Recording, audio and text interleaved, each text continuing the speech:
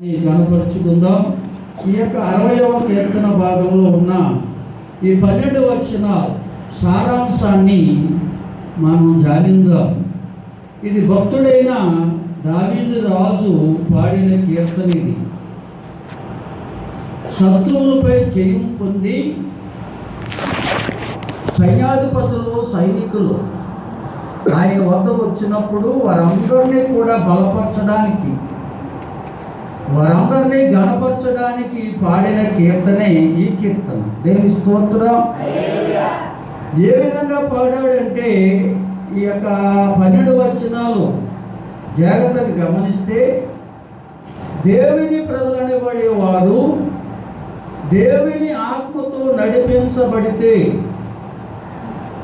ఎంతమంది శత్రువులపైనైనా జయం పొందగలరని, ఎటువంటి శ్రమలు ఎదురైనా వాటిని జయించగలరని, కష్టమైన నష్టమైన ధైర్యంతో ముందుకు సాగిపోగలరని ఈ కీర్తనలో దావీదు భక్తుడు తన అనుభవాన్ని తన సైన్యాధిపతులకు సైన్యానికి వినిపిస్తూ బలపరిచిన కీర్తనే ఈ కీర్తన. దేవుని స్తోత్రం. హల్లెలూయా. కనుక దేవుని ప్రజలైన మనం దేవుని ఆత్మ చేత నడిపించబడాలి. ఈ పాపలోకములో పడిపోకుండా చెడిపోకుండా ఉండాలంటే, అనేక మంది మనపై తిరుగుబాటు చేస్తున్నప్పుడు, అనేక మంది ఆయా రీతిలుగా మనం బాధించాలని, వేధించాలని, సిగ్గుపరచాలని, నష్టపరచాలని, కష్టపెట్టాలని వారు ప్రయత్నాలు చేస్తున్నప్పుడు, వారందరిపై మనం జయం పొందాలంటే, శత్రువులే మిత్రులుగా మార్చబడాలంటే, ఎదురాడుతున్న వారికి మారు మనసును దయచేయాలంటే అది కేవలం దేవుని ద్వారానే సాధ్యం. దేవుని స్తోత్రం. హల్లెలూయా. కనుక దేవుని ప్రజలైన మనం దేవుని ఆత్మ చేత నడిపించబడే వారిగా ఉన్నప్పుడే అది సాధ్యం. కనుక దేవుని ప్రజలైన మనం దేవుని ఆత్మ చేత నడిపించబడుతున్నామా? దేవుని ఆత్మ చేత నడిపించబడాలంటే ఎవరికి వారు దేవునికి అప్పగించుకోవాలి. ఎప్పుడు అంటే బైబిల్ గ్రంథంలో అనేకమైన విషయాలు, అనుభవాలు ఉన్నాయి. దావీదు భక్తుడే ఓ కీర్తన అంటాడు, రాత్రి వేళ నీ విశ్వాసతను, పగటి వేళ నీ కృపను నాకు దయచేయమంటాడు. అంటే ప్రతి రాత్రి కూడా పండుకునే ముందు దేవునికి అప్పగించుకుని, అయ్యా ఈ రాత్రి అంతా నీవు నన్ను కాపాడగలవు అని విశ్వాసంతో ప్రార్థించేవాడంట. దేవుని స్తోత్రం. ఎందుకంటే పడుకుని నిద్రపోయిన వారు ఉదయం లేస్తారో లేదో ఎవరికి గ్యారంటీ? నిద్రలోనే ప్రాణం పోయే స్థితి ఉంది. అందరూ స్తోత్రం చెల్లించండి. చాలామంది అలా మరణించడం కూడా మనం విన్నాం. అలాగే ఉదయం లేవగానే ఆ దేవునికి అప్పగించుకుని ప్రార్థన చేయాలి. ఎందుకంటే ఉదయం లేచి నుంచి సాయంత్రం వరకు మన పనులు మనం కొనసాగించుకోవాలి. చదువుకునేవారు స్కూల్కి, కాలేజీకి, ఆయా స్థలాలకి వెళ్ళాలి, చదువుకోవాలి. పని చేసుకునేవారు పనులకి వెళ్ళాలి, ఉద్యోగాలు చేసేవారు ఉద్యోగ ధర్మాన్ని నిర్వర్తించాలి. కనుక ప్రతి ఒక్కరికి కూడా దేవుడు పని అప్పగించాడు. మాకు దేవుడు తన పని అప్పగించాడు. అలాగే మీకు కూడా మీ యొక్క తలాంతును బట్టి, మీ విశ్వాసాన్ని బట్టి, మీ సామర్థ్యాన్ని బట్టి ప్రతి ఒక్కరికి దేవుడు తగిన పని అప్పగించాడు. దేవుని స్తోత్రం. ఆ పనిలో దేవుని కృప కావాలి. దేవుని కృప కలిగి మనము పని చేయగలిగితే ఆ పని ఏది మనకు భారము కాదండి. దేవుని స్తోత్రం. ఆ పని మనకు భారముగా అనిపించదు. కాలేజీకి వెళ్ళే పిల్లలు దేవుని కృప పొందుకుంటే, స్కూల్కి వెళ్ళేవారైనా, కాలేజీకి వెళ్ళేవారైనా, యూనివర్సిటీకి, ఆయా విద్యా సంస్థలకు వెళ్ళేవారైనా దేవుని కృప పొందుకుని వారు వెళితే చదువు అంటే భయం ఉండదు, కాలేజ్ అంటే భయం ఉండదు. వారికి కాలేజీకి వెళ్ళాలని ఆతృత కలిగితే చదువు మీద శ్రద్ధ అధికమైపోద్దండి. దేవుని కృప కలిగి వారు వెళ్తే, దేవుని కృప పొందుకోకుండా వారు ఎక్కడికి వెళ్ళినా కానీ వారు భయపడతారు. కాలేజీలో స్టాఫ్ను చూసి భయపడతారు, చదువును చూసి భయపడతారు, తోటి విద్యార్థులను చూసి భయపడతారు. ప్రతి విషయంలో భయమే వారు. కారణం ఏంటంటే లోకంలో బలహీనపరిచేవాడు ఒకడు ఉన్నాడు. దేవుని స్తోత్రం. బలహీనమైన ఆలోచనలు ఎన్నో మనలో పంపిస్తాడు. ఆ ఆలోచనలు వాడు మనలో పంపించకుండా ఉండాలంటే దేవుని కృప మనం ఆవరించాలి. దేవుని స్తోత్రం. అంటే రాత్రి అయినా పగలైనా దేవుడు తన ఆత్మతో మనలను నడిపించాలి. దేవుని స్తోత్రం. ఆత్మదేవుడి కార్యాలు రాత్రి వేళ ఆయన మనకు గొప్ప విశ్వాసాన్ని ఇస్తాడు. ధైర్యంతో పండుకుని ఉదయం లేచే గొప్ప ధన్యత ఇస్తాడు. పగలంతా మన పనుల్లో కొనసాగే మనోధైర్యాన్ని తన కృప ద్వారా మనకు అనుగ్రహిస్తాడు. దేవుని స్తోత్రం.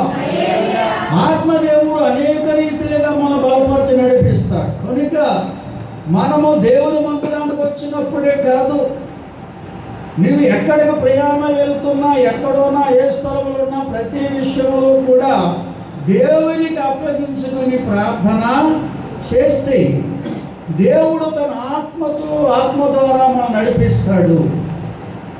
ఏ స్థలంలో ఏది కావాలో మనకు అనుగ్రహిస్తాడు. దేవుని స్తోత్రం చెల్లించండి. హల్లెలూయా, హల్లెలూయా. కనుక ప్రియులారా, అందుకే బైబిల్ చెప్తుంది, అందరూ దేవుని ఆత్మ చేత నడిపించబడుదురు వారందరూ దేవుని పిల్లలు అనబడతారట. దేవుని స్తోత్రం. దగ్గరగా దేవుని స్తోత్రం చెల్లించండి. హల్లెలూయా. అందుకే ఈ 60వ కీర్తన చివరి వచనంలో భక్తుడైన దావీదు రాజు అన్నాడు, దేవుని వలన మేము శూరకార్యములు జరిగించదము, మా శత్రువులను అనగదొక్కువాడు ఆయనే అంటాడు. దేవుని స్తోత్రం. మన శక్తితో, మన బలముతో, మన తెలుగుతో కాదు కానీ కేవలం దేవుని సహాయం వల్ల మనం ఏమైనా చేయగలం. కనుక దేవుని బిడ్డలైన వారు ప్రతి ఒక్కరూ గ్రహించాలి విషయాలు. అది మన దేవుని వల్ల తప్ప ఇది ఎవరి వల్ల జరిగే కార్యము కాదు అని. స్తోత్రం చెల్లించండి. నమ్మిన వారందరూ స్తోత్రం చెబుదామా? అందుకే జకర్యా గ్రంథంలో ఓ మాట రాయబడి ఉందండి. 4వ అధ్యాయము 6-7 వచనాలు సత్యం అంటాడు, శక్తి చేత కాదు, బలము చేతను కాదు, కేవలం నా ఆత్మ చేత సమస్తమును సాధ్యమని. దేవుని స్తోత్రం. హల్లెలూయా, హల్లెలూయా.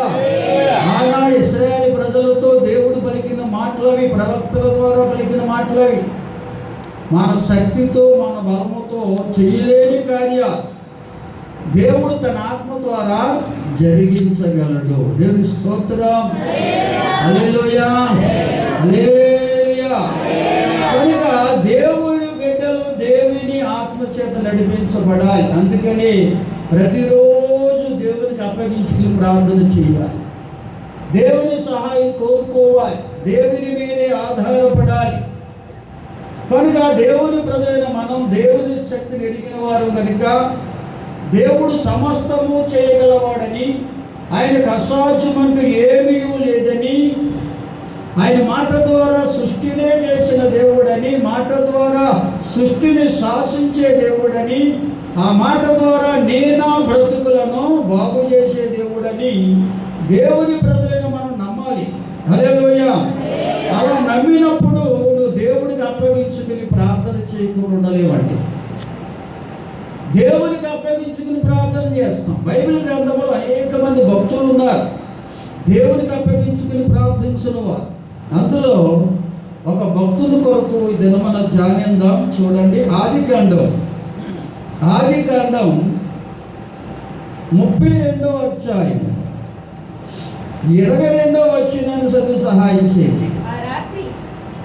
ఆ రాత్రి అతడు లేచి తన 2 భార్యలను తన ఇద్దరు దాసీలను తన 11 మంది పిల్లలను తీసుకుని ఎబ్బేకు రేవు దాటిపోయెను. యాకోబు వారిని తీసుకొని ఆ ఏరు దాటించి తనకు కలిగినదంతయు పంపివేసెను. యాకోబు ఒక్కడే మిగిలిపోయెను. ఒక నరుడు తెల్లవారే వరకు అతనితో పెరుగులాడెను.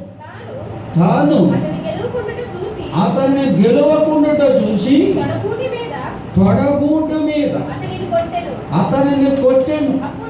అప్పుడతడు ఆయనతో పెరుగులాడుట వలన యాకోబు తొడగూడు వర్షలను. చాలా మంది స్తోత్రం చెల్లించండి. ఇంకా కింద చదివితే అనేకమైన విషయాలు ఉన్నాయి, దయతో మనసు పెట్టండి. ఇక్కడ యాకోబును గురించి రాయబడిన మాట. యాకోబు ఎవరంటే ఇస్సాకు రెబెకాలకు పుట్టిన చిన్న కుమారుడు. దేవుని స్తోత్రం. ఇస్సాకు రెబెకాల కుమారుడు యాకోబు చిన్న కుమారుడు. అతడు తల్లి గర్భములోనే ఉండగానే దేవుని చేత ఏర్పరచబడిన వాడు. హల్లెలూయా. రెబెకా గర్భములో కవల పిల్లలు ఉన్నారు. ఏసేవు యాకోబు అనేవారు ఉన్నారు. కవల పిల్లలు ఇద్దరూ కూడా తల్లి గర్భములో పోరాటం చేస్తున్నారంట. ఈ చిన్నవాడైన యాకోబు పెద్దవాడైన ఏసేవు మడిమ పట్టుకుని, నీకంటే ముందు నేను తల్లి గర్భములోంచి ముందుగా పుట్టాలి, నేను జ్యేష్ఠుని కావాలి, నీకంటే పెద్దవాడని అనిపించుకోవాలి, నువ్వు కాదు ముందు పుట్టేది నేను పుట్టాలని తన అన్నయ్యన ఏసేవు మడమ పట్టుకుని తల్లి గర్భంలోనే పోరాటం చేశాడంట యాకోబు. దేవుని స్తోత్రం. అలా పెనుగులాడుతున్నప్పుడు తల్లి అయిన రెబెకా ఎంతో వేదనకు గురై ఆ బాధ భరించలేక దేవునికి మొరపెడితే దేవుడు రెబెకాతో మాట్లాడుతున్నాడు. అమ్మా, నువ్వు భయపడవద్దు, నీ గర్భంలో 2 జనపదాలు ఉన్నాయి. దేవుని స్తోత్రం. 2 రకాల జనాంగం పుట్టబోతున్నారు. 2 ఉన్నారు నీ గర్భంలో. ఇద్దరు కూడా 2 రకాల జనాంగం ఉండబోతున్నారు. పెద్దవాడు చిన్నవాడికి దాసుడు కాబోతున్నాడు అని దేవుడే చెప్పేశాడు. తల్లి గర్భంలో ఉండగానే తల్లిని రెబెకాకు దేవుడు చెప్పాడు. దేవుని స్తోత్రం. దేవుడు చెప్పాడు. ఆ మాట విన్నది రెబెకా. హల్లెలూయా. కనుక ప్రియులారా, తల్లి గర్భములో ఉండగానే పిండముగా ఉండగానే యాకోబు దేవుని చేత ఏర్పరచబడిన వాడు. దేవుని స్తోత్రం. ఈనాడు దేవుని సన్నిధికి వస్తున్నామంటే, దేవుని బిడ్డలుగా పిలువబడుతున్నామంటే కారణం ఏంటో తెలుసా? మన తల్లి గర్భంలో పిండముగా రూపించబడక ముందే ఆయన ఏర్పాట్లో మనం ఉన్నాము. హల్లెలూయా. కనుక దేవుని ఏర్పాట్లు ఎవరున్నారు? వారిని దేవుడు ఎన్నడూ విడిచిపెట్టడు. దేవుని స్తోత్రం. వారికి ఎప్పుడూ తోడుగానే ఉంటాడని ప్రియులారా, అది మనం ఎరగకపోయినా కానీ దేవుడు ఎప్పుడు మన తోడుగా ఉంటాడు. ఎప్పుడంటే దేవుని ఏర్పాట్లో మనం ఉంటే. అనగా 2 జనపదాలు, ఒకటి దేవుని ప్రజలు, రెండవది లోక సంబంధులు. లోక సంబంధులతో దేవుడు ఉండడు, ఆయన ప్రజలతోనే ఆయన ఉంటాడు. దేవుని స్తోత్రం. మన దేవుని చేత ఏర్పరచబడిన వారం అయితే మనతో దేవుని సన్నిధి ఎప్పుడూ ఉంటుందని గుర్తించాలి. అదే యాకోబు ఒక రోజున తల్లిదండ్రుల మాట విని ఆ తనటువంటి ఆ బేర్షెబాను విడిచిపెట్టి హారాను వెళ్ళిపోమని తల్లిదండ్రులే చెప్పారు యాకోబుకి.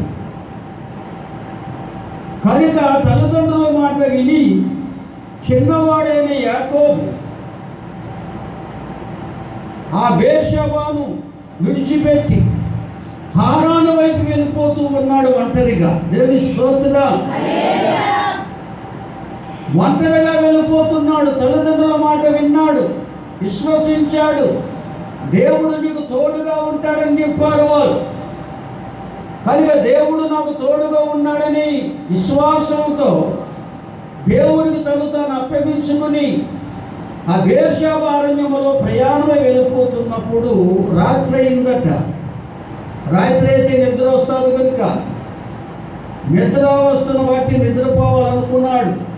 మరి అక్కడ ఉన్నటువంటి అరణ్యంలో ఆ చీకటిలో ఒక రాయిని తీసుకుని తలగడిగా పెట్టుకుని చక్కగా నిశ్చింతగా నిద్రపోతున్నాడు. కారణం ఏంటో తెలుసా? సర్వశక్తి గల దేవుడు నాకు తోడుగా ఉన్నాడు అనే విశ్వాసం. దేవుడికి అప్పగించుకున్న వారికి దేవుడు ఉంటాడండి. నువ్వు దేవుడు బిడ్డని చెప్పుకుంటే సరిపోదు, దేవుడికి అప్పగించుకోవాలి. నువ్వు ఎక్కడికి వెళ్ళినా, నువ్వు ఏ పనికి వెళ్తున్నా దేవుడికి అప్పగించుకుని వెళ్ళు. దేవుడు నీకు తోడుగా ఉండి నీకు సహాయం చేస్తాడు. కనుక ఎటువంటి భయము మనలోకి రానివ్వడు. అరణ్యములో ఒంటరిగా ఉన్న యాకోబు ఏ భయానికి గురి కాలేదు. ఎందుకంటే సర్వశక్తి గల దేవుడు నాకు తోడుగా ఉన్నాడనే విశ్వాసం యాకోబులో ఉంది. కనుకనే నిశ్చింతగా నిద్రపోతున్నాడని. చాలామందికి ఇంట్లో పడుకుంటే నిద్రపడదు, దిక్కుల్ని ఎదుర్కొంటారు. మందిరానికి వచ్చి కూడా చాలామంది భయమో ఏంటో తెల్లదు కానీ బయటకు చూస్తున్నారు. అవి చాలా కోపం అలా చూసేవాళ్ళండి. బయటకు చూడకూడదు. మరి నువ్వు పక్క వచ్చి ఆడ పక్క వచ్చి ముసలివాళ్ళ ఏర్పడిపోతున్నావు. మా అన్నయ్య పద్ధతి కనపడుతుంది, మా బావగారి పద్ధతి వచ్చేస్తుంది. మా బావగారు అలాగే లోపాటు దేవుడికి బైబిల్ చదువుతాడు కానీ దేవుడి సన్నిధికి రాడు. ఇద్దరు మాత్రం కదా. స్తోత్రం చెల్లించండి అందరూ. హల్లెలూయా. అర్థమైందా? నువ్వు బయటికి చూసావా, ఈసారి అలా కొట్టేస్తాను. అందరూ స్తోత్రం చెల్లించండి. కనుక మనము బిత్తర చూపులు చూసేవారు ఉంటే దేవుని పిల్లలను కాలేము ఎప్పటికీ. యాకోబు ఆ రాత్రి వేళ అరణ్యములో ఎటూ చూడలేదండి. అతను ఒకటే ఆలోచన కలిగి ఉన్నాడు, నాతో దేవుడు ఉన్నాడు. దేవుని స్తోత్రం. సర్వశక్తి గల దేవుడు నాతో ఉన్నాడనే విశ్వాసంతో నిశ్చింతగా నిద్రపోతుంటే దేవుడు ఆయనకు ఒక దర్శనం ఇచ్చాడు. తను పండుకున్నటువంటి తలగడగా పెట్టుకున్న రాయి వద్ద నుంచి ఆకాశానికి అంటినంత నుచ్చుని చూపించాడంటే దేవుడు. ఆ నుచ్చున పైకి దేవదూతలు ఎక్కుతున్నారు, దిగుతూ ఉన్నారు. ఆ నుచ్చున పై భాగాన్ని పరమ తండ్రి ఆశీనుడై ఉన్నారు. దేవుని స్తోత్రం. ఆ దేవుడు నుచ్చున పై నుండి మాట్లాడుతున్నాడు. ఇదిగో నీ తండ్రి అయిన అబ్రహాము, నీ యొక్క పితరుడైన అబ్రహాము దేవుణ్ణి, ఇస్సాకు దేవుణ్ణి, నీకు దేవుడిగా ఉన్నాను, నీకు తోడుగా ఉంటున్నాను. నువ్వు ఏ స్థలానికి వెళ్ళి నేను సహాయం చేస్తాను, నేను విడువను, మళ్ళా ఈ స్థలానికి వచ్చే వరకు నీతో ఉంటానని దేవుడు దర్శనము ద్వారా యాకోబును బలపరిచాడు. స్తోత్రం చెల్లించండి.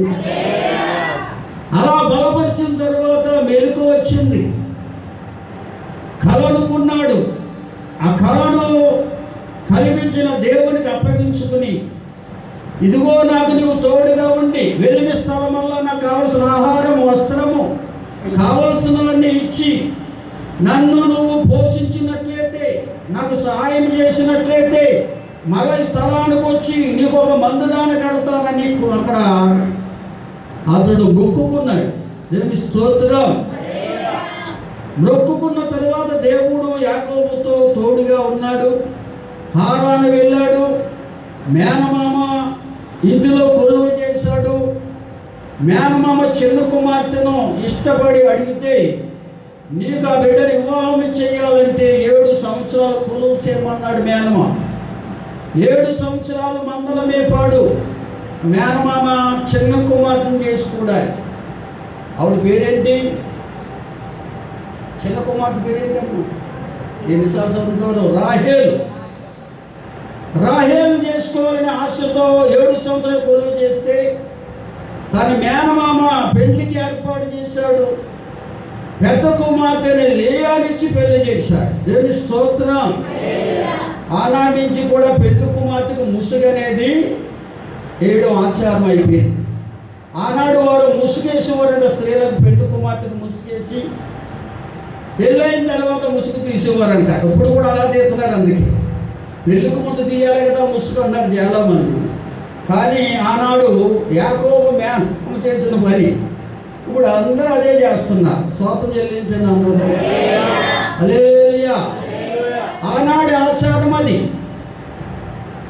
కనుక వివాహం అయిన తర్వాత ముసుగు తీయగానే ఆమె రాహేలు కాదు లేయా అని తెలుసుకున్నాడు. లేయా జబ్బు కలది. లేయా కంటే రాహేలు అందగత్తె కనుక రాహేల్ని ప్రేమించాడు యాకోబు. మేనమామను అడుగుతున్నా, నేను రాహేలు అడిగితే లేయాని ఎందుకు చేశావంటే, మా ఆచార ప్రకారంగా పెద్ద కుమార్తెకి వివాహం కాకుండా చిన్న కుమార్తెకి చేయకూడదు కనుక ఆ రాహేలు నీకు కావాలంటే మరొక 7 సంవత్సరాలు కొలువు చేయమన్నాడు. దేవుని స్తోత్రం. సుమారు 14 సంవత్సరాలు కొలువు చేసిన తర్వాత తనకి ఇష్టమైన రాహేల్ని యాకోబు వివాహం చేసుకున్నాడు. అడిగిందల్లా దేవుడు ఇస్తూనే ఉన్నాడు. తర్వాత మందలను ఇచ్చాడు దేవుడు. 20 భార్యలు, వారిని దేవుడు దీవించి సుమారు అప్పటికి 11 మంది సంతానం ఇచ్చాడు. దేవుని స్తోత్రం. హారానులో ఉండగా 11 మంది బిడ్డలను ఈ యొక్క యాకోబు పొందుకోగలిగాడు. ఆ 11 మంది సంతానం పొందుకున్నాడు. దేవుని స్తోత్రం. హల్లెలూయా. అంటే బైబిల్ గ్రంథం ప్రకారంగా 11 మంది కుమార్తెలు, ఒక కుమార్తెను పొందుకున్నట్టుగా రాయబడింది బైబిల్లో. తర్వాత రాహేలు గర్భవతిగా ఉందట.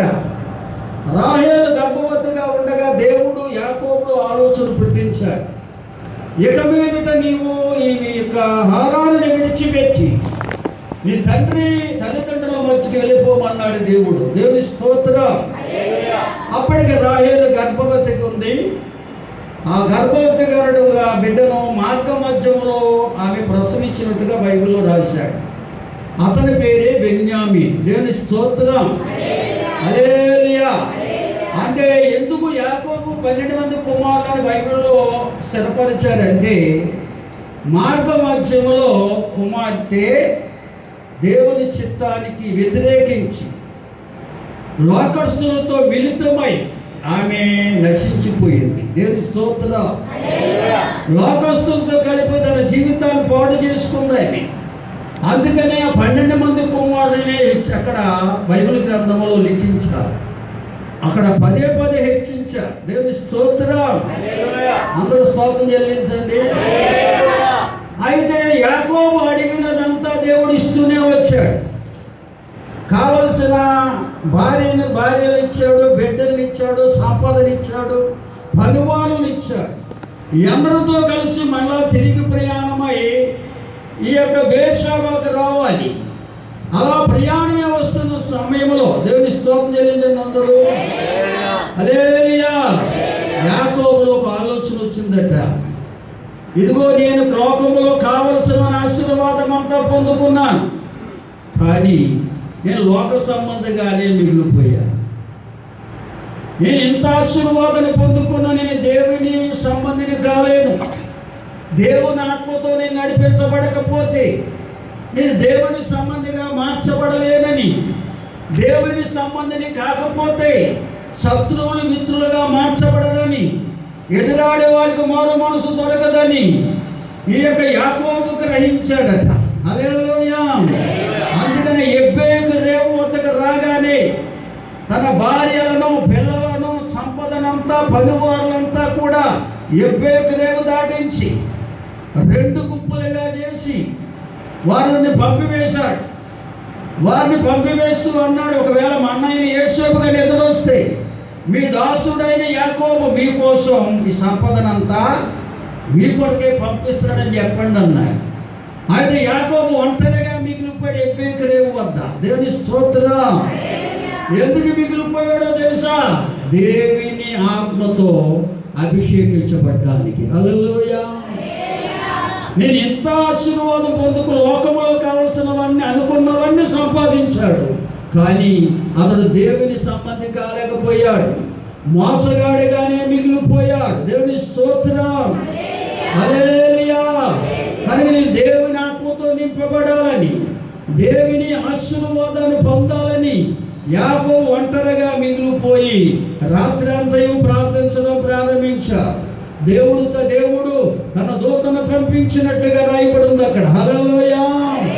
కనుక వచ్చి రావగానే ఆ దేవదూత కాలు పట్టుకున్నాడంటే యాకోబు. అందుకని రాయబడి ఉంది, దేవుడితో పోరాడి గెలిచిన వాడని రాయబడి ఉంది. దేవుని స్తోత్రం. ఆ దేవదూత పాదాలు పట్టుకుని బ్రతిమాలుతున్నాడు, నన్ను దీవించే వరకు నిన్ను విడిచి పెట్టను. తెల్లవారిపోతుంది నన్ను విడిచిపెట్టమని ఆ దేవదూత చెప్తుంటే యాకోబు అంటాడు, నన్ను దీవించే వరకు నిన్ను నేను విడిచిపెట్టను. హల్లెలూయా. మరి యాకోబు ఎంతో ఆశీర్వాదం పొందాడే, భార్యలు, బిడ్డలు, కావలసిన సంపద అంతా పొందుకున్నాడు. కానీ నన్ను ఆశీర్వదించమని దేవుని అడుగుతున్నాడు. ఏంటి ఆశీర్వాదం? ఆత్మాభిషేకం. దేవుని స్తోత్రం. లోకాశీర్వాదాలు ఎన్ని మనం పొందుకున్నా మనం దేవుని బిడ్డలము కాలేమండి. దేవుని స్తోత్రం అందరూ. అందుకే బైబిల్లో ఉంది, ఆయన మంచివారి మీద చెడ్డవారి మీద కూడా వర్షమును కురిపిస్తున్నాడని రాయబడి ఉంది. లోకములో ఉన్న వారందరినీ దేవుడు దీవిస్తున్నాడు, ఆశించిన అందుకునేవారుగా చేస్తున్నాడు, సర్వ సమృద్ధి లోకములు ఇస్తున్నాడు. దేవుడు నమ్ముకున్న వారిని దేవుడు దీవిస్తాడు, నమ్ముకున్న వారిని దేవుడు దీవిస్తాడు. హల్లెలూయా. నిజమైన ఆశీర్వాదం ఏమిటో తెలుసా? ఆయన ఆత్మతో అభిషేకించబడమే. దేవుని స్తోత్రం. ఆత్మాభిషేకమే మన బ్రతుకును మార్చేది. ఆత్మాభిషేకం పొందుకున్న వారిని చూసిన విరోధులు కూడా మిత్రులుగా మారిపోతారు. ఎదురాడుతున్న వారికి మారు మనసు కలుగుతుంది. అది ఆత్మాభిషేకం అంటే. దేవుని స్తోత్రం చెల్లించండి అందరూ.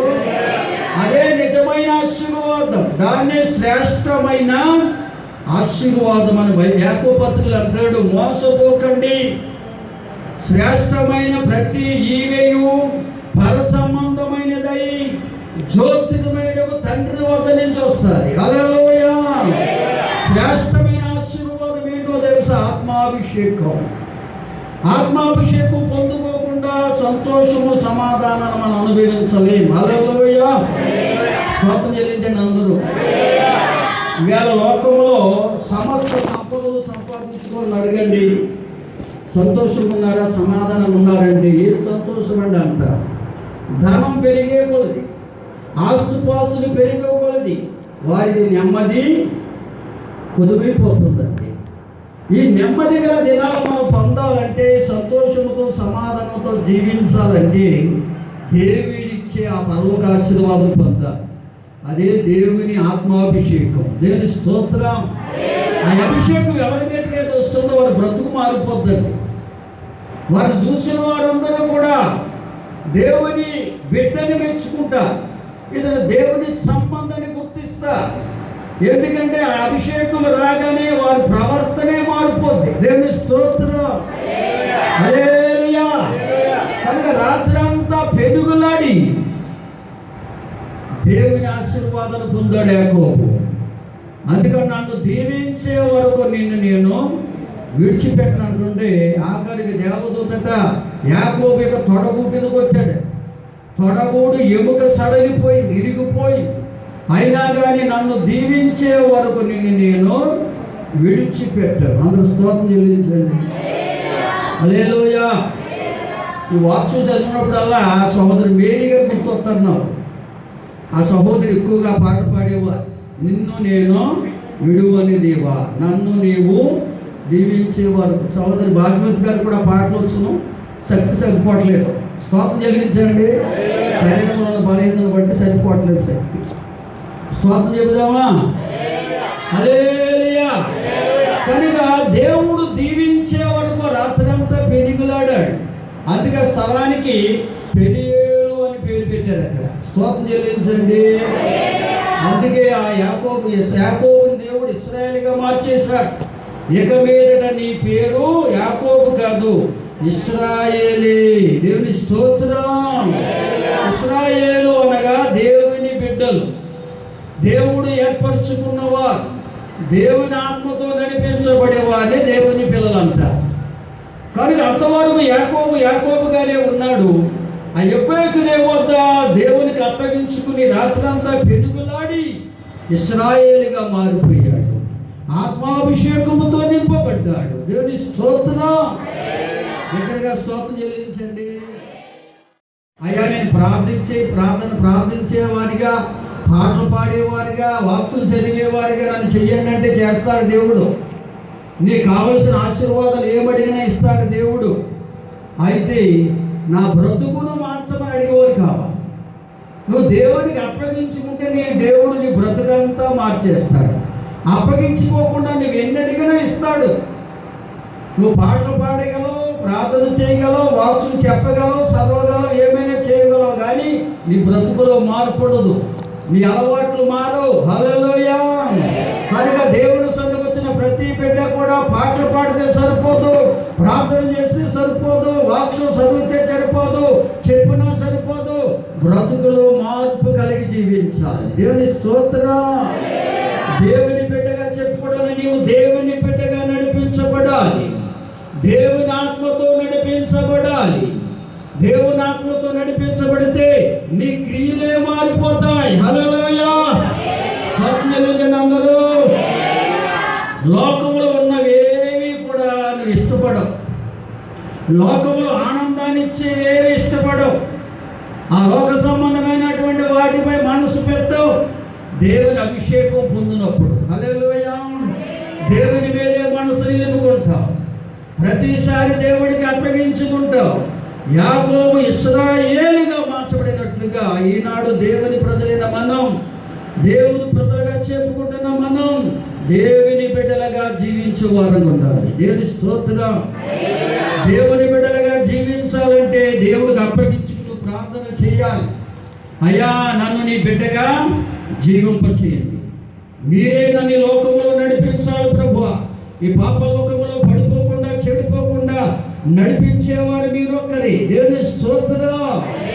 కనుక నా తెలివి కాదు, నా బలము కాదు నాయన, కేవలం నీ ఆత్మ ద్వారా నన్ను నడిపించమని దేవునికి అప్పగించుకుంటే సోదరి సోదరుడా, నీ నా బ్రతుకులను దేవుడు మార్చేస్తాడు. దేవుని స్తోత్రం. హల్లెలూయా. అందుకని బైబిల్ గ్రంథంలో రాయబడింది, సృష్టి యావత్తంట దేవుని కుమారుల రాక కొరకు ఎదురు చూస్తుందంట. దేవుని నమ్ముకున్న పిల్లలందరూ దేవుని బిడ్డలుగా మార్చబడాలని సృష్టి యావత్తు ఎదురు చూస్తుందని రాయబడి ఉందండి. ఆకాశము, భూమి అందున్న సమస్తము కూడా దేవుని నమ్ముకున్న పిల్లలందరూ దేవుని బిడ్డలుగా జీవించాలని ఆశతో ఎదురు చూస్తున్నారు. దేవుని స్తోత్రం చేద్దామండి. సృష్టి ఎదురు చూస్తుందండి మనం దేవుని బిడ్డలుగా మారాలని. దేవుని బిడ్డలు చెప్పుకుంటే సరిపోదు, దేవుని బిడ్డలుగా మార్చబడాలి, దేవుని బిడ్డలుగా జీవించాలి. చూడండి, పరిశుద్ధ గ్రంథంలో అనేకమైన విషయాలు ఉన్నాయి. దానియేలు గ్రంథం 3వ అధ్యాయంలో చూస్తే అక్కడ షడ్రక్, మేషక్, అబేద్నెగోలు అనే భక్తులు ఉన్నారు. వారు బబులోను దేశానికి చెరపట్టబడిన యూదులు. దానియేలు అనే భక్తుడు ఉన్నాడు. ఆ లక్షలాది మంది యూదుల్లో షడ్రక్, మేషక్, అబేద్నెగో, దానియేలు ఈ నలుగురే దేవుని ఆత్మతో నడిపించబడిన వారిగా బైబిల్ గ్రంథంలో రాయబడింది. ఈ నలుగురే దేవుని ఆత్మతో నడిపించబడుతున్నారు కనుక ఆ బబులోను రాజు ఈ నలుగురు పైనే దృష్టి నిలిపాడు. ఈ షడ్రక్, మేషక్, అబేద్నెగో, దానియేలు ఈ నలుగురిని కూడా ప్రజలందరిలో ప్రత్యేకపరిచి ఆయన ఆస్థానంలో మంచి అధికారిగా నియమించుకున్నాడు. ఆయన ఈ నలుగురిలో దానియేలును బహుగా హెచ్చించాడు రాజు అయిన నెబుకద్నెజరు. అందరూ స్తోత్రం చెల్లించండి. కారణం ఏంటో తెలుసా?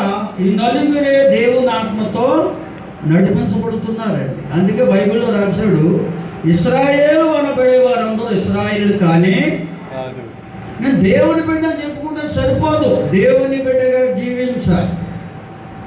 ఆ లక్షలాది మంది యూదుల్లో ఈ నలుగురే దేవుని బిడ్డలుగా జీవిస్తున్నారు, దేవుని ఆత్మతో నడిపించబడుతున్నారు కనుక రాజు వారిని ప్రత్యేకపరిచాడు. తన ఆస్థానంలో వారిని పోషించే రాజభోజనాలతో వారిని పోషించమని ఆర్డర్ ఇచ్చాడు ఆయన రాజుగా. ఈ నలుగురికి రాజభోజనాలు పెట్టండి, మిగిలిన వారందరూ కూడా మామూలుగానే ఉంటారు, కానీ రాజభోజనాలతో వీరిని పోషించమన్నారు.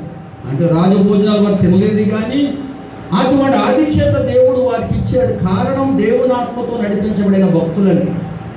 కనుకనే సాతాను అనేకుల్లో ఆ యొక్క అధికారంలో ప్రవేశించి ఈ నలుగురిని శోధించడానికి సాతాను అనేకమైన ప్రయత్నాలు చేసింది.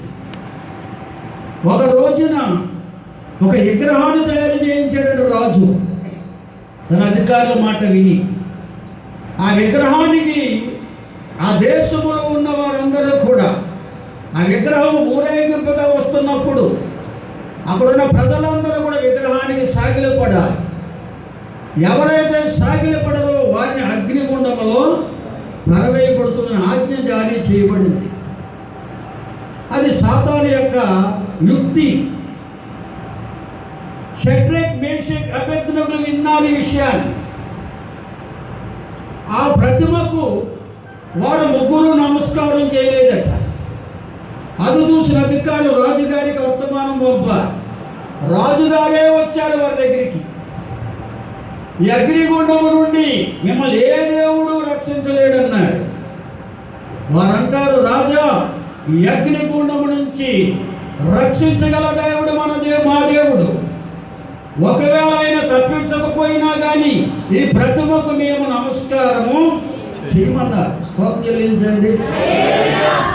ఆత్మతో నడిపించబడుతున్న వారు రాజీ పడరండి, లోకానికి సాగిలి పడరండి, లోకానికి భయపడరండి. స్తోత్రం చెల్లిందాం అందరూ. కనుక రాజు అత్యాగ్రహం పొంది అగ్నిగుండాన్ని 7 అంతలుగా జయించి ఆ ముగ్గురిని కూడా అగ్నిగుండంలో వేయించాడు. కానీ ఆ ముగ్గురు అగ్నిగుండంలో పూలవనములో సంచరిస్తున్నారట. కారణం ఏంటో తెలుసా? వారి మధ్య ప్రభు ఉన్నాడు. దేవుని స్తోత్రం. అగ్నిగుండములో కూడా ప్రభు వారితో ఉండి అగ్నిగుండాన్ని పూలవనముగా మార్చేశాడు. దేవుని స్తోత్రం చెల్లించండి అందరూ. అది రాజుగారికి దేవుడు చూపించాడు దృశ్యాన్ని. రాజుగారి కళ్ళలో చూశాడు. అందుకని వారి అధికారులు అడుగుతున్నాడు, మన ముగ్గురిని కదా అగ్నిగుండంలో వేస్తా, 4వ వాడు ఎవరు అంటారు. కనుక అగ్ని వాసన కూడా వారికి తగలకుండా ఆ ముగ్గురిని కూడా అగ్నిగుండంలోంచి దేవదేవుడు కాపాడాడు. దేవుని స్తోత్రం. అంటే అగ్ని లాంటి మహాశ్రమలు మనకి ఎదురైనా కానీ అవేవి మనకు హాని చేయకుండా కాపాడే దేవుడు మనతో ఉన్నాడనే సంగతి మనం మర్చిపోకూడదు. కనుకనే దేవుని బిడ్డలైన వారందరూ ఆత్మాభిషేకంతో నింపబడాలి. హల్లెలూయా. దేవుని అడిగేది ఏంటో చెప్తాను, ఈ ఆత్మతో నన్ను అభిషేకించండి ప్రభువా. స్తోత్రం చెల్లించండి అందరూ. పూర్వకాలంలో అంటే కొన్ని సంవత్సరాల క్రితం పాటలు పాడుతున్నా, ఆరాధన చేస్తున్నా ప్రతి ఒక్కరు ఆత్మతో నింపబడేవారు. ఎందుకంటే మనస్ఫూర్తిగా ఆరాధించేవారు. ఇప్పుడు మనసులో ఎన్ని పెట్టుకుని వస్తున్నారు, ఎన్నెన్నో ఆలోచనలు పెట్టుకొస్తున్నారు. పాడమన్న పేరుకి ఏదో పెదాలు కలుపుతున్నారు. హృదయాంతరంగంలోంచి పాట రావట్లేదు. హల్లెలూయా. హృదయాంతరంగంలోంచి పాట వస్తే దేవుని అభిషేకం మీదకి వస్తారు. స్తోత్రం చెల్లించండి అందరూ. హల్లెలూయా. అందుకని ఆరాధన చేసేటప్పుడు, పాట పాడేటప్పుడు, వాక్యాలు చదివేటప్పుడు కూడా దేవుని ఆత్మ నీ మీదకి వస్తారు. మనస్ఫూర్తిగా చదవాలి. మనసు పెట్టరు. ముందే మొన్న ఆదివారం రౌపాల్ గారు మళ్ళీ ఒకసారి జ్ఞాపకం చేశారు. కీర్తన వర్షం మనం చదువుతున్నాం కనుక వచ్చేవారం 60వ కీర్తన అందరూ చదువుకుని రండి. ఎవరి మీద ఆ వాక్యం సరే అవకాశం వస్తుందో తెలియదు. సండే స్కూల్లోంచి ఒకరికి, పెద్దవారికి ఒకరికి ఇస్తారు అని చెప్పాడు. అంటే ఈ వారం సండే స్కూల్లో అబ్బాయిలకి ఇచ్చాం, వచ్చే వారం అమ్మాయిలు జాగ్రత్త పడవుతారు, వచ్చే వారం పురుషుల్లో పడవచ్చేమో, ఏమో దేవుని ఆత్మలను నడిపించబడి అలాగే వెళ్తారు. స్తోత్రం చెల్లించండి అందరూ. అందరూ చదవాలి. మాకు ఈ వారం వచ్చే వారం ఉన్న దాంట్లో నీళ్ళు అనుకుంటూ కుదరదు. ఏమో వచ్చే వారం కూడా పడవచ్చేమో వాళ్ళ మీద. దేవుని ఆత్మ ప్రేరేపణ బట్టి నడిపించబడతారు. కనుక ప్రతి ఒక్కరు కూడా వాక్యాలు చదువుకుని ఇక్కడికి వస్తే చిన్న పొరపాటు కూడా చదవరండి, ఘనఘన చదివేస్తారు. కంటతా పెట్టిన వాళ్ళు చూడండి, ఏదైనా వాక్యాలు కానీ చదువులు కంటతా పడితే ఘనఘన అప్పగించేస్తారు.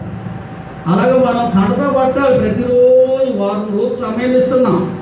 12 వచనాలు ఉన్నాయి ఇందులో, ఎన్ని వచనాలు చదవలసిందే. కనుక దేవుని వాక్యం చదివే కొద్ది దేవుని ఆత్మతో నింపబడతారండి. నమ్మిన వారి స్తోత్రం చెల్లించాలి.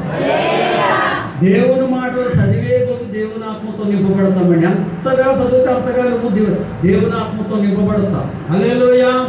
అందుకే యెహోవా ధర్మశాస్త్రం దేవారాత్రులు ధ్యానించేవాడు ధన్యుడు అన్నాడు. అందుకే చదివేటప్పుడు ధ్యానిస్తూ చదవాలి. ఆ వాక్యం మీద, చదివే వాక్యం మీద మనసు పెట్టి చదవాలి. అంతేగాని ఏదో చదువుతున్నాం అని పెట్టి చదివేట కుదరదు. చదివేటప్పుడు పొరపాట్లు రావు. ఇక్కడ అక్షర దోషం కలగదు. ఇక్కడ స్తోత్రం చెల్లించండి అందరూ. ఒకటి చదవపు కూడా చదివేస్తున్నారు. అందరూ స్తోత్రం చెబుతామా? హల్లెలూయా. చాలా మంది చేతులు ఎత్తట్లేదు.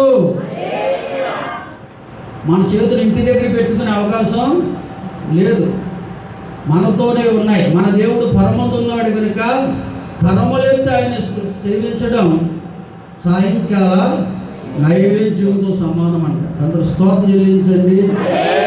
అంటే చేతులెత్తి ఆయన్ని స్తుతిస్తే ఆయన ఎంతగానో ఇష్టపడతాడండి దేవుడు. ఆయనకు అంత ఆనందం.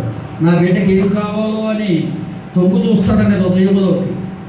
నీకు ఏం పొదుపుందో, ఏ కొరత ఉందో, ఏ ఆలోచనతో ఉన్నావో ఆయన తొంగు చూస్తాడు. అందుకే దాని కొరకే వాక్యంలో రాశాం, మీ ఆలోచన సఫలపరిచి మీ కోరిక సిద్ధింపజేస్తాడని ఎందుకు రాశాడు? మీ హృదయం ఏ ఆలోచన ఉందో, ఏ కోరుకుందో దేవుడు గ్రహించి నీపై మనసు పెట్టి ఆ కోరిక, ఆలోచన నీకు మేలైందని గట్టిగా నెరవేరుస్తాడు. స్తోత్రం చెల్లించండి. నీలో ఉన్న కోరిక, ఆలోచన నీ జీవితాన్ని పాడు చేసేదంటే దాన్ని కాల్చివేస్తాడు. అది నీకు మేలు జరిగేదంటే నెరవేరుస్తాడు ఆయన. దేవుడు తెలుసు ఏది మేలో, ఏదో మన కీడు తెచ్చేదో. అందుకని దేవునికి అప్పగించుకోవాలి. అందరూ స్తోత్రం చెల్లించడం మనకు. ఈ షడ్రక్, మేషక్, అబేద్నెగోలు దేవునికి అప్పగించుకున్న వారు కనుక, దేవుని ఆత్మతో నడిపించబడుతున్న వారు కనుక అగ్నిగుండమే పూలవనంగా దేవుడు మార్చేశాడు. హల్లెలూయా. అలాగే దానియేలు కూడా ఎదురైంది శోధన. దానియేలు కూడా ఎదురైంది. ఒక నెల రోజులు ఎవరు కూడా వారి వారి దేవుళ్ళకు ప్రార్థన చేయకూడదు. దానియేలు నిత్యము దేవుడికి ప్రార్థించేవాడు. ప్రార్థనా జీవితం కలిగిన వాడు ఆయన. కనుక ఎవరు వారి వారి దేవుళ్ళకు నెల రోజులు ప్రార్థన చేయడానికి వీలు లేదు. రాజుగారిని తప్ప ఎవరిని స్మరించకూడదు, ఏ దేవుడిని స్మరించకూడదు. ఎవరన్నా కానీ వారి వారి దేవుడికి ప్రార్థన చేస్తే వారి సింహాల బోన్లో వేయబడుతుందని శాసనం చేశారు. ఆ శాసనం అలా ఉందని సంగతి దానియేలుకు తెలిసినా కానీ తన మేడగది మీదకి వెళ్ళి యెరూషలేము వైపు కిటికీని తెరిచి ఆయన దేవునికి ప్రార్థించాడట. దేవుని స్తోత్రం. హల్లెలూయా. రహస్యముగా చేయలేదు, అందరూ చూసేలాగే కిటికీ తలుపులు తెరిచి మరి తలుపులు తెరిచాడన్నారు. ఆ రూపు తలుపులు కూడా తెరిచే ఉంటాడు. తలుపులు తెరిచి మరి ప్రార్థన చేయడం ప్రారంభించాడంట. అది చూసినటువంటి అధికారులు రాజుగారికి వర్తమానం పంపారు. రాజుగారు దానియేలు అంటే భయం. దానియేలు దేవుని ఆత్మతో నడిపించబడుతున్నవాడైన సంగతి రాజుగారికి తెలుసు. అయినను రాజాజ్ఞ కనుక అది ఖచ్చితంగా పాటించాలి కనుక రాజుగారు దానియేలు వద్దకు వచ్చాడు. సింహాల బోన్లో వేయడానికి దానియేలు వేయడానికి ఇష్టం లేదు. అయినను దానియేలు అంటాడు, నీ దేవుడు నిన్ను రక్షిస్తాడు. హల్లెలూయా అని చెప్పి సింహాల బోన్లో వేయించి ఆ రాత్రి అంతా నిద్రపోలేదంట రాజుగారు. ఎప్పుడు తెల్లవారుతుందో దానియేలుని చూడాలా అంటే రాజుగారు ఎంతగా దానియేలుకు ఆకర్షితుడయ్యాడు అంటే దానియేలు దేవుని ఆత్మతో నడిపించబడేవాడు కనుక ఆ దేవుడు అతనితో ఉన్నాడనే సంగతి రాజుగారికి తెలుసు. హల్లెలూయా. ఆ దేవుడు సింహాల నోళ్లను మోయిస్తాడని, దానియేలు కాపాడుతాడని కూడా విశ్వాసం రాజుగారికి ఉంది. తెల్లవారుజామునే వెళ్ళి ఆ సింహాల బోను వద్ద దానియేలు పిలుస్తున్నాడు, జీవముగల దేవుని కుమారుడైన దానియేలు నిన్ను దేవుడు కాపాడాడు కదా. స్తోత్రం చెల్లించండి. హల్లెలూయా. కనుక ఈ దానియేలు దేవుని ఆత్మతో నడిపించబడేవాడు. షడ్రక్, మేషక్, అబేద్నెగో ఇవాళ అనేక మంది దేవుని నమ్ముకున్న వారు ఉన్నారు, కానీ ఎందరూ దేవుని ఆత్మ ద్వారా నడిపించబడుతున్నారు. స్తోత్రం చెల్లించండి అందరూ. దేవుని ఆత్మతో నడిపించబడ్డాను. చదువు అక్కర్లా, బైబిల్ జ్ఞానం కూడా అక్కర్లేదు. నువ్వు ఏ స్థితిలో ఉన్నదానివైనా, ఏ స్థితిలో ఉన్నవాడైనా మనస్ఫూర్తిగా దేవుడికి అప్పగించుకోవాలి. ఈ పాపలోకములో పడిపోకుండా, చెడిపోకుండా, దేవా నీవే నన్ను నడిపించాలి, నా శక్తి నా బలం సరిపోదు నాయనా, నీవే నీ ఆత్మతో నడిపించమని అప్పగించుకుంటే ఖచ్చితంగా దేవుడు తన ఆత్మతో నిన్ను నన్ను మనందరూ నడిపిస్తాడు. నమ్మిన వారు స్తోత్రం చెల్లించండి. దేవుని ఆత్మతో నడిపించబడితే దేవుని సహాయం పొందుకుంటామండి. ఏ హాని కలగకుండా దేవుడు కాపాడుతాడండి. అపోస్తలుల కార్యాల్లో 16వ అధ్యాయం 25వ వచనం చదివితే పౌలు, శీల అనే భక్తులు కూడా దేవుని ఆత్మతో నడిపించబడేవారు కనుక ఒకటి తక్కువ 40 కొరడా దెబ్బలు పౌలు గారు, శీల గారు కూడా పొందుకుని గాయాలతో ఉండగా వారిని చెరసాలలో వేసి, వారి చేతులకు బండలు బిగించి చెరసాలలో వేసి చెరసాల కాపలా పెట్టినా కానీ ఆ భయంకరమైన శ్రమలో కూడా వారు దేవుని ఆత్మతో నడిపించబడేవారు కనుక రాత్రంతయు ప్రార్థన చేస్తున్నారు, పాటలు పాడుతూ దేవుణ్ణి ఆరాధిస్తున్నారట. స్తోత్రం చెబుతూ అందరూ. దేవుని ఆత్మతో నడిపించబడితే ఎన్ని శ్రమలు కష్టాలు ఎదురైనా ప్రార్థన మనం, పాటలు మనం. హల్లెలూయా. ఎన్ని శ్రమలు ఎదురైనా, ఎన్ని కష్టాలు ఎదురవుతున్నా దేవుణ్ణి పాడాలని, ఆయనకు ప్రార్థించాలని ఆసక్తి నీలో నిలిచిపోద్ది. ఎందుకంటే శ్రమలేవి కూడా దేవుడి నుంచి నేను దూరం చేయలేవు, ఇంకా దేవుడికి దగ్గర చేస్తాయి. దేవుని స్తోత్రం. మన శ్రమలు అధికమయ్యే కొద్దీ దేవుడికి దగ్గర చేస్తుందని దేవుని ఆత్మతో నడిపించబడితే. కనుకనే పౌలు, శీల అనే భక్తుల భయంకర శ్రమలో కూడా దేవునికి ప్రార్థించడం, అర్ధరాత్రి వరకు పాటలు పాడడం మామలేదండి. అందుకే దేవుని మహిమను చూశారు వాళ్ళు. హల్లెలూయా. వారే కాదు, పాడుతున్న పాటలు వింటున్న ఖైదీలు కూడా చూశారు దేవుని మహిమ. చెరసాల పునాదులు కదిలిపోయాయి, తలుపులు తెరవబడ్డాయి, చెరసాలలో ఉన్నటువంటి వారందరూ బంధకాలు తెగిపడిపోయాయి. చెరసాల నాయకుడు కూడా మహిమను చూడగలిగాడు. ఆ మహిమానుతుడైన యేసు బిడ్డగా అతని కుటుంబం కూడా మార్చబడ్డారండి. అందరూ స్తోత్రం చెల్లించండి. కారణం నీవు, నేను, మనం దేవుని ఆత్మతో నడిపించబడితే దేవుని కార్యాలు మన ద్వారా ఈ ప్రాంతంలో వెల్లడి చేయబడతాయి.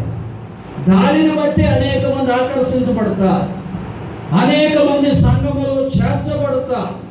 ఎంతకాలము దేవుని మందిరానికి వస్తూ వెళుతూ నువ్వు శరీర సంబంధిగానే ఉండిపోతే ఈ లోకాశీర్వాదాలే కానీ ఆ పరలోకాశీర్వాదాలు కనిపెట్టకుండా, అప్పగించుకోకుండా నువ్వు ఉన్నట్లయితే, ఇవాళ చాలా మంది ప్రార్థన ఏంటంటే ఈ లోకంలో కావలసినవన్నీ దేవుని అడుగుతున్నారు, కానీ ఆ పరలోక ఆశీర్వాదాన్ని అడగట్లేదు. ఎంతమంది అడుగుతున్నారు పరలోక ఆశీర్వాదాన్ని? అడిగితే ఖచ్చితంగా దేవుడు ఇస్తాడండి. ఈ లోకాశీర్వాదం అడగకపోయినా ఇస్తాడే, కానీ పరలోక ఆశీర్వాదం అడగాలి, అడగకుండా ఇవ్వడండి. దేవుని స్తోత్రం చెల్లించండి అందరూ. అడగకుండా అడుగుతున్నాం, అడగకుండా ఇచ్చే అడుగుతున్నాం, కానీ అడిగితే కానీ ఏముంది అడగట్లేదు. మత్తయి సువార్తలో యేసు ప్రభువు అదే చెప్పారు 7వ అధ్యాయంలో, అడుగుడి మీకు ఇవ్వబడును, వెతుకుడి మీకు దొరుకును, తట్టుడి తీయబడును. అడుగు ప్రతి వారికి ఇవ్వబడుతుంది, వెతుకు ప్రతి వారికి దొరుకుతుంది, తట్టు ప్రతి వారికి తీయబడుతుందని చెప్పాడు. అది ఆత్మ కూడా చెప్పిన మాట, పరలోకాశీర్వాదం కూడా చెప్పిన మాట. అది ఆ మాటను తీసుకుని లోకాశీర్వాదాలు అడుగుతున్నారు, కానీ పరలోకాశీర్వాదం ఎంతమంది అడుగుతున్నారు ఈనాడు?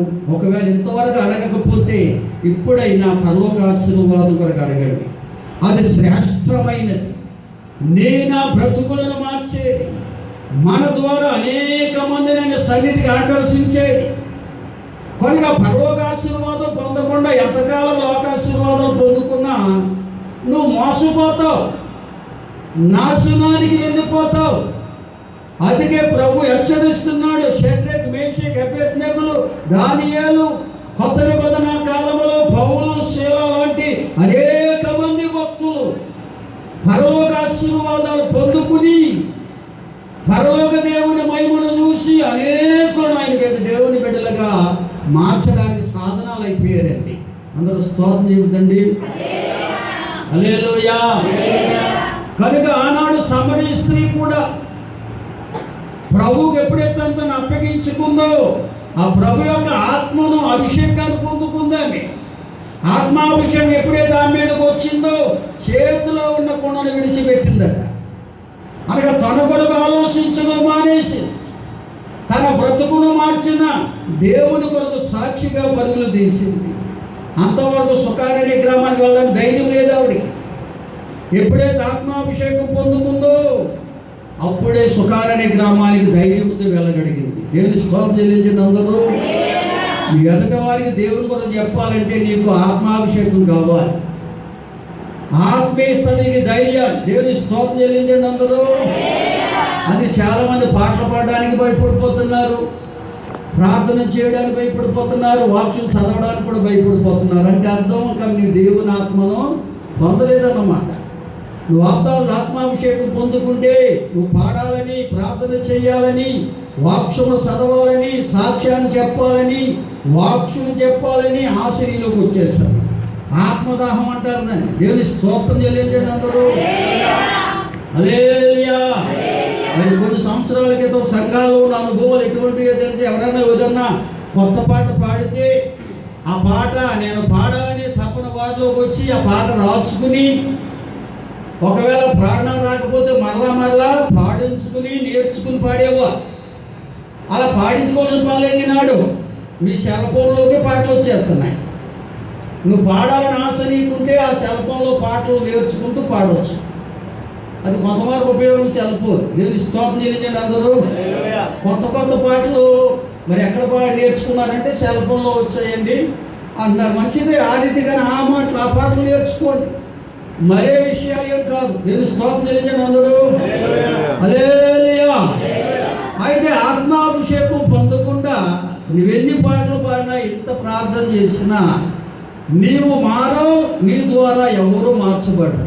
ముందు మనం మారాలి, అనేకులు మార్చబడాలంటే ఆత్మాభిషేకం కావాలి. దేవుని స్తోత్రం. హల్లెలూయా. ఓ ప్రక్కన పాటలు పాడినా పాట పాడుతుంటే అనేక మంది మార్చబడతారు ఆత్మాభిషేకంతో పాడితే. ఆత్మాభిషేకంతో దేవుని మాటలు చెప్తుంటే ఆత్మాభిషేకం గలవారు అనేక మంది మార్చబడతారు. హల్లెలూయా. ప్రార్థనలో కూడా ఆత్మాభిషేకం ఉండాలి. అదే చాలా మంది భక్తులు అంటారు, మరి కాంపు ప్లే చేసే వాళ్ళని, ఇన్స్ట్రుమెంట్ ప్లే చేసే ఎవరైనా ఆత్మాభిషేకం పొందావా అంటారు. ఆత్మాభిషేకం పొందకపోతే నువ్వు చేసే సంగీతం ద్వారా ఎవరు మార్చబడరు. హల్లెలూయా.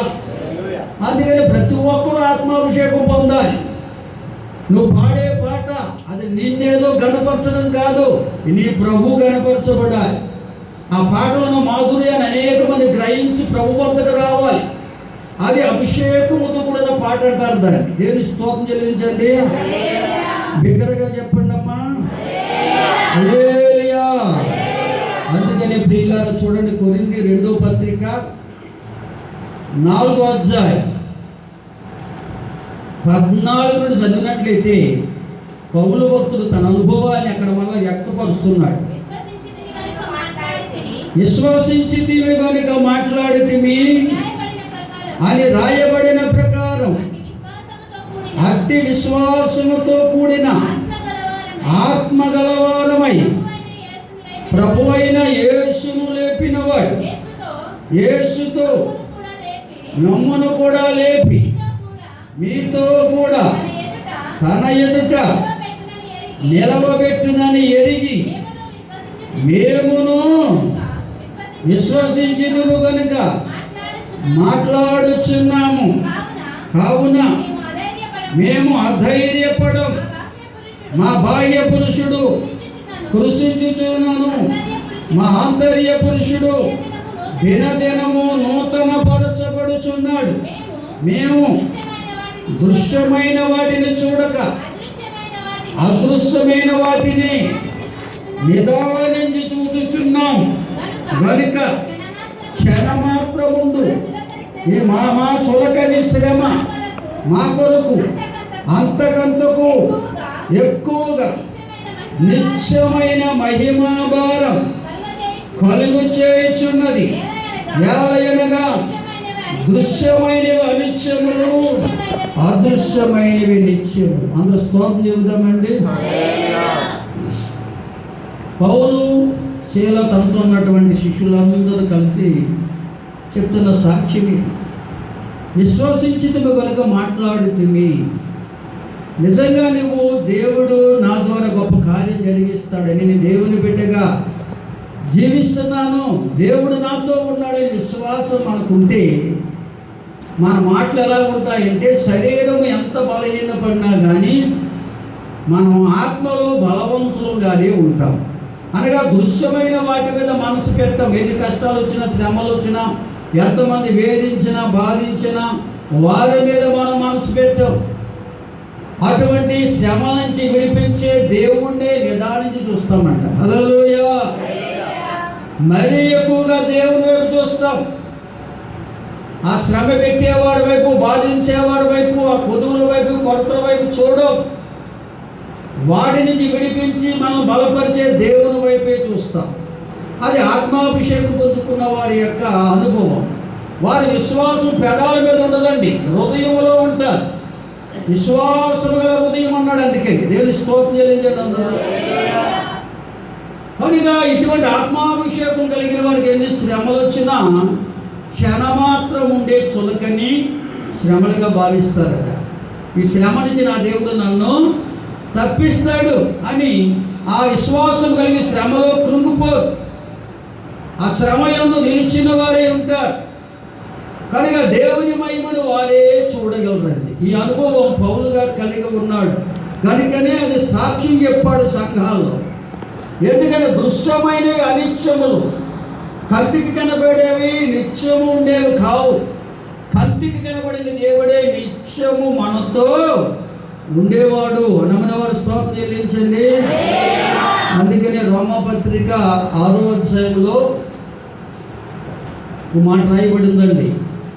రోమాపత్రిక 6:12 వచనం చదవడదైతో, కాబట్టి మీ శరీరము దురాశలకు లోబడినట్లుగా సావునకు లోనైన మీ శరీరము, మీ శరీరములో పాపమును ఏలనీయకండి. మీరు మీ అవయవములను దుర్నీతి సాధనములుగా పాపానికి అప్పగించుకోకండి.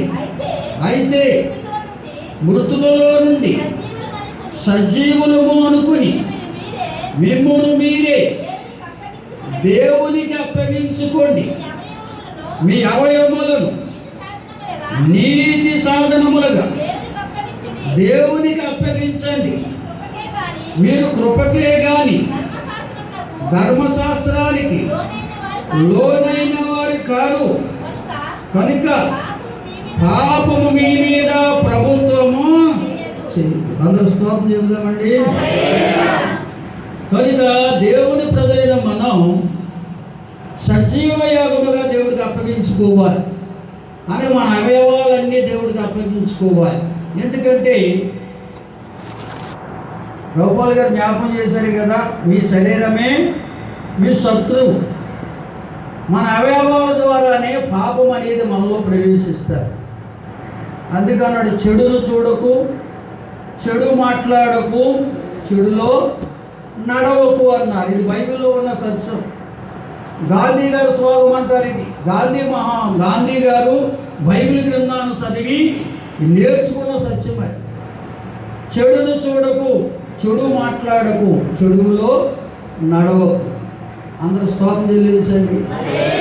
హల్లెలూయా.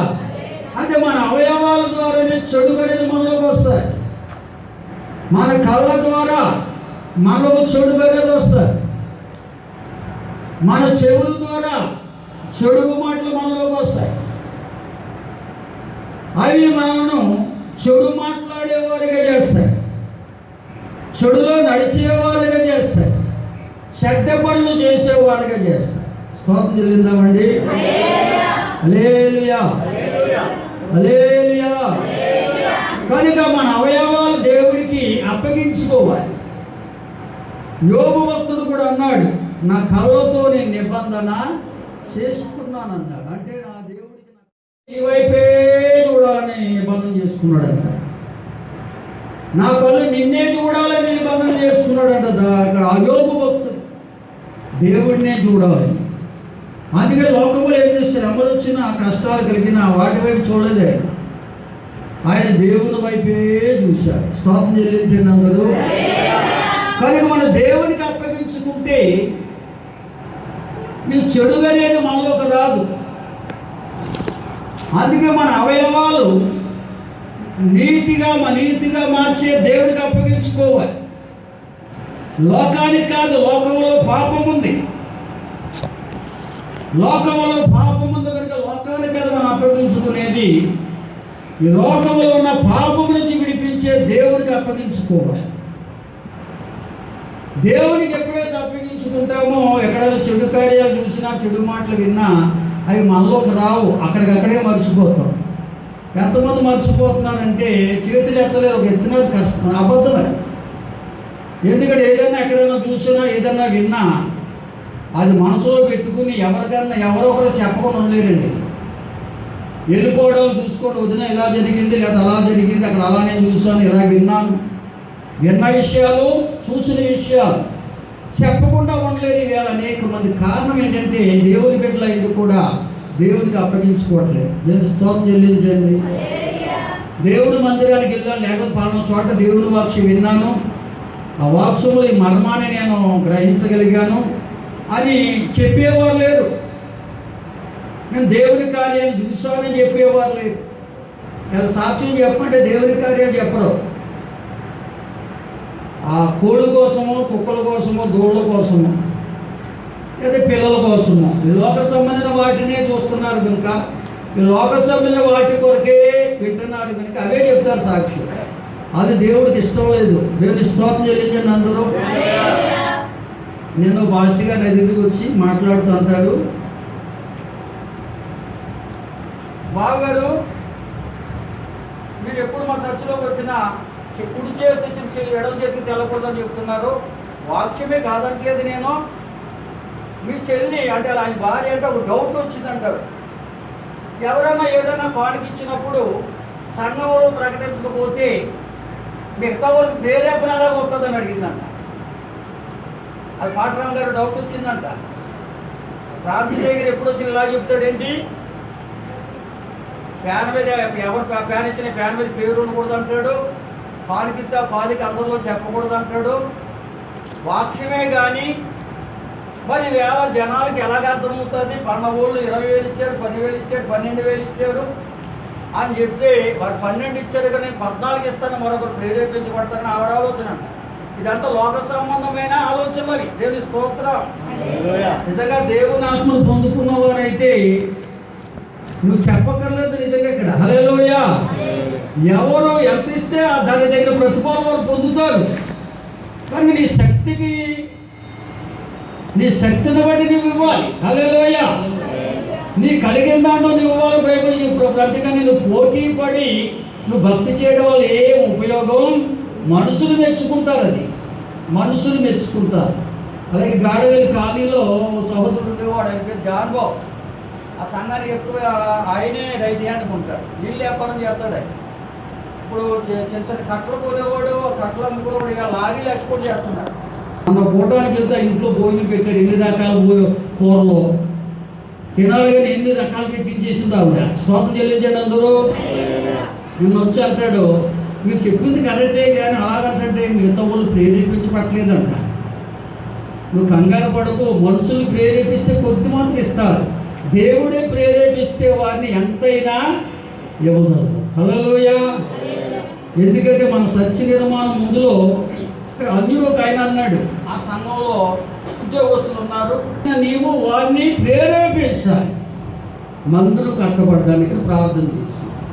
దేవుడు మిమ్మల్ని దీవించాడు, మిమ్మల్ని దేవుడు ప్రేరేపించాడు కనుక శక్తికి మించిన కానుకలు ఇచ్చి మందిరాన్ని నిర్మించాలి. స్తోత్రం చెల్లించండి అందరూ. హల్లెలూయా.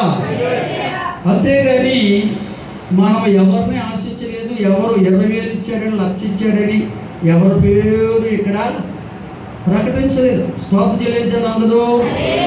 సీతారామపురంలో పాస్టర్ గారు చర్చి ఓపెన్ కటౌట్ అండి. ఎవరు బాబు చూసినప్పుడు పేర్లండి.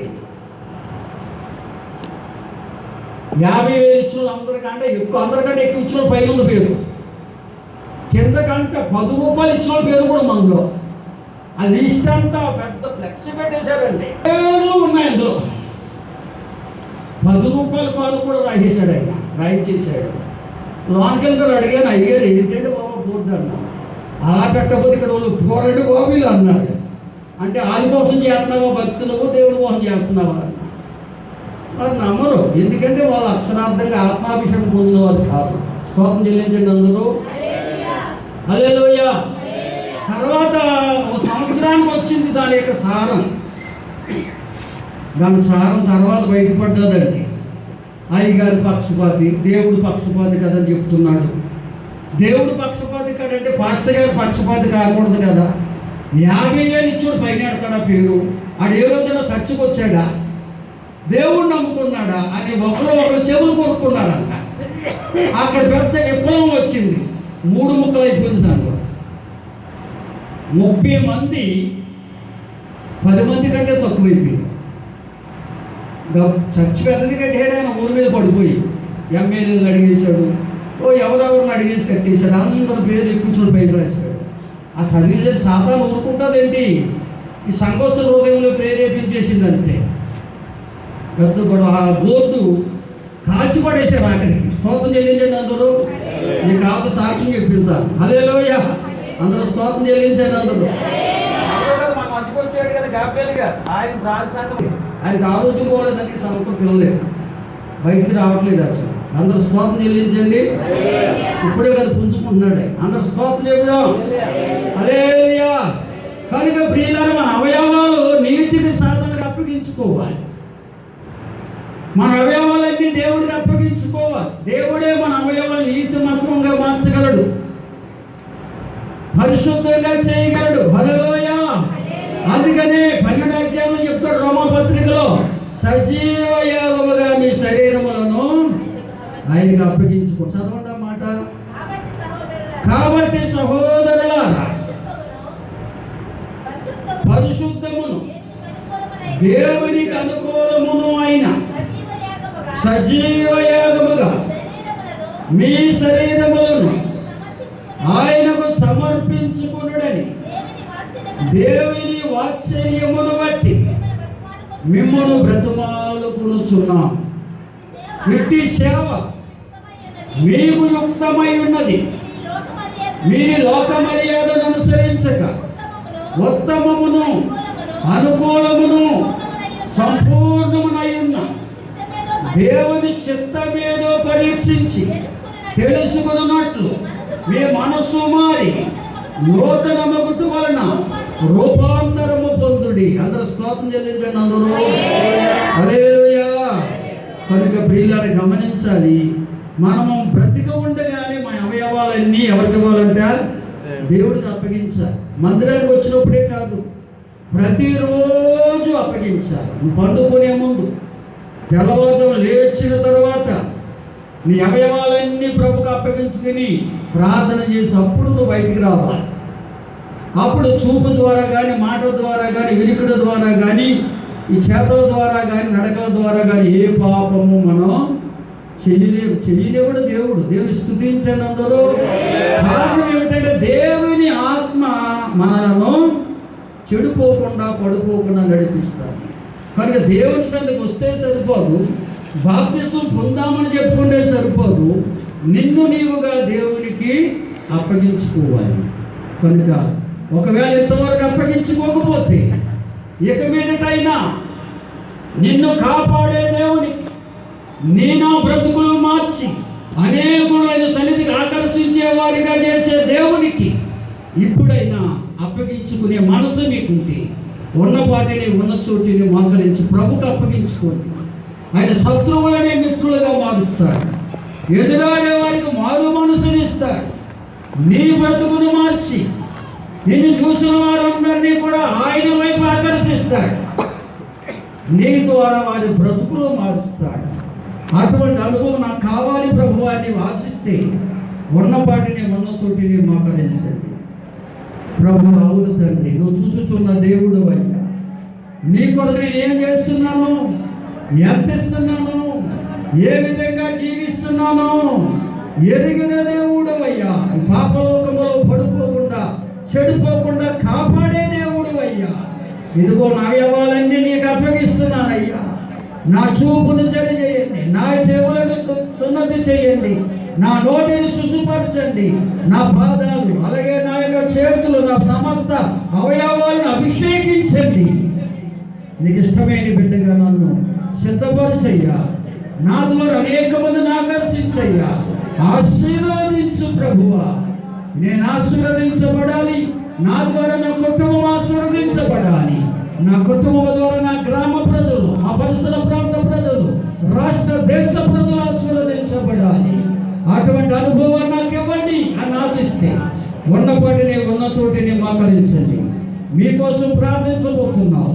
ఓ సోదరి సోదరుడా, నువ్వు అప్పగించుకుంటేనే ఆయన నిన్ను అభిషేకిస్తాడు. నువ్వు అప్పగించుకుంటేనే ఆయన నిన్ను ఆశీర్వదిస్తాడు. అప్పగించుకో, తప్పించుకో. ఆయన చేతుల నుంచి ఎన్నటెన్నటిగా తప్పించుకోలేదు. నిన్ను గద్దించి బుద్ధి చెప్పి సరిచేయగల దేవుడు. నిన్ను గద్దించకుండా బుద్ధి చెప్పకుండా ఆయన చేతులను పడకుండా ఉండాలంటే ఇదే అనుకూల సమయం. నిన్ను నీవు అప్పగించుకో. ప్రభు నిన్ను దీవించబోతున్నాడు. నీ ద్వారా నీ కుటుంబాన్ని దీవించడానికి, నీ కుటుంబం ద్వారా ఇరుగు పొరుగు వారిని వెళుతున్న ప్రతి స్థలంలో కూడా ఆయన దీవెన అనుగ్రహించబోతున్నాడు. రండి, మోకరించండి, ప్రార్థన చేద్దాం. స్తోత్రం, స్తోత్రం, స్తోత్రం. మహాగణుడా, మహోన్నతుడా, సకలాశీర్వాదాలకు కారణభూతుడమైన మా పరమ తండ్రి, మీకే వందనాలు, స్తోత్రాలు, స్తుతులు చెల్లిస్తూ ఉన్నాం. అవును ప్రభువా, నీ బిడ్డలమని చెప్పుకోవడం కాదు నాయన. నీ బిడ్డలుగా మేము జీవించాలంటే మాకు మేముగా మీకు అప్పగించుకున్న రుచిని నీ ఆత్మతో మమ్మల్ని అభిషేకించి నీ బిడ్డలుగా మమ్మల్ని జీవింపజేసే దేవుడు అయి ఉన్నావు. ఎందరైతే గ్రహించి తమ అప్పగించుకున్నారో అయ్యా, మీ అభిషేకం వారి మీదగా పంపించున్నాయినా. నీ శ్రేష్టమైన ఈవులతో నింపు తండ్రి. నీ సాక్షులుగా వాడుకో ప్రభువా. మీకు వందనాలు చెల్లిస్తున్నాం. వచ్చిన ప్రతి ఒక్కరిని దీవించయ్యా. తెచ్చిన ప్రతి కోరిక అంగీకరించునయ్యా. ఎవరు ఏ విధంగా నీ సన్నిధికి నీ పరిచరికిస్తున్నారో ఎరిగిన దేవుడు నీవే. వారిని ప్రేరేపించి వారి ద్వారా ఇప్పించిన దేవుడు నీవే కదా నాయన. వారికి 100 ప్రతిఫలము దయచేయండి. వారి చేతులు బలపరచండి. వారి కుటుంబంలో కొదువులు తీర్చండి నాయన. ఇంకనూ నిన్ను గణపరిచే బిడ్డలుగా వారిని సిద్ధపరచమని అడుగుతున్నాం. నీ సన్నిధిలో మోకరించిన ప్రతి ఒక్కరిని దర్శించండి. ఎవరే కొదువ ఏ కొరతను బట్టి ఉన్నారు, ఏ అవసరతలు బట్టి కనిపెడుచున్నారు, వారి ప్రతి అవసరతని మహిమలో తీర్చున్నాయి. యవనస్తులున్నారు, తొట్టిల్లకుండా కాపాడండి. వివాహం కావలసిన బిడ్డలున్నారు, మార్గాలు తెరవండి. అలాగే వివాహమైన వైవిక జీవితాలు సుఖమైన చేయండి. గర్భఫలం ఎదురు చూస్తున్నారు, గర్భాలు తెరవండి నైనా. బాలింతలుగా బలం చిన్న బిడ్డలపై దయకి ఉంచండి. యవనస్తులు సండే స్కూల్ బిడ్డలను దీవించండి తండ్రి. అయ్యా, ప్రతి కుటుంబాన్ని ఆశీర్వదించునైనా. మా ప్రియులు అయ్యా తండ్రి, నీకు సుదర్శనరావు గారి యొక్క మానవుడు సందీప్కి ఇచ్చిన ఆరోగ్యాన్ని బట్టి వందన. సురక్షితంగా తన ఇంటికి చేర్చుతండి. నీకు వందనాలు చెల్లిస్తున్నాం. పరిచయం చేసిన బిడ్డలను బలపరచండి. కాకినాడ హాస్పిటల్లో ట్రీట్మెంట్ పొందుతున్న మమతను దర్శించండి. పరిపూర్ణ ఆరోగ్యంతో సాక్షిగా బిడ్డను వాడుకోనైనా. అలాగే తండ్రి, నీకు వందనాలు. అయ్యా, అమలాపురం హాస్పిటల్లో ట్రీట్మెంట్ పొందుతున్నటువంటి సహోదరి మల్లిక అనే సహోదరిని దర్శించండి. అలాగే నాయన అచ్చయ్య గారి యొక్క భార్యని కూడా దర్శించి బలపరచండి ప్రభు. అలాగే సహోదరి సుజనానయం యొక్క ఆ యొక్క చెల్లులు బాలమ్మని చేతులుగా అప్పగించామయ్యా. ఆ బిడ్డను కూడా లేవనెత్తమని ప్రార్థిస్తున్నాం తండ్రి. నీకు వందనాలయ్యా. ఆ బిడ్డ యొక్క ఏ విధంగా మాకేది తెలియదు నాయన. ప్రార్థించేవారు మేము, కార్యం చేసే దేవుడు మీరు నాయన. వైజాగ్ హాస్పిటల్లో ఆపరేషన్ అయినటువంటి ఝాన్సీ రాణి అనే సహోదరిని కూడా దర్శించి పరిపూర్ణ స్వస్థత ఆరోగ్యం ఇవ్వండి. తద్వారా కుటుంబానికి మేలు చేయండి. అలాగే ఈ దినమున ప్రార్థనా సహాయం కోరినటువంటి సహోదరి జ్యోతిర్మ యొక్క చిన్న తమ్ముడు బిడ్డను మీ చేతులకి ఇస్తున్నాం ప్రభువా. ఆ కాలు వాపును తొలగించయ్యా. మంచి ఆరోగ్యము కుమారుడికి దయచేయమని అడిగించున్నాడు. ఇప్పుడే నీ కార్యము జరిగించు తండ్రి.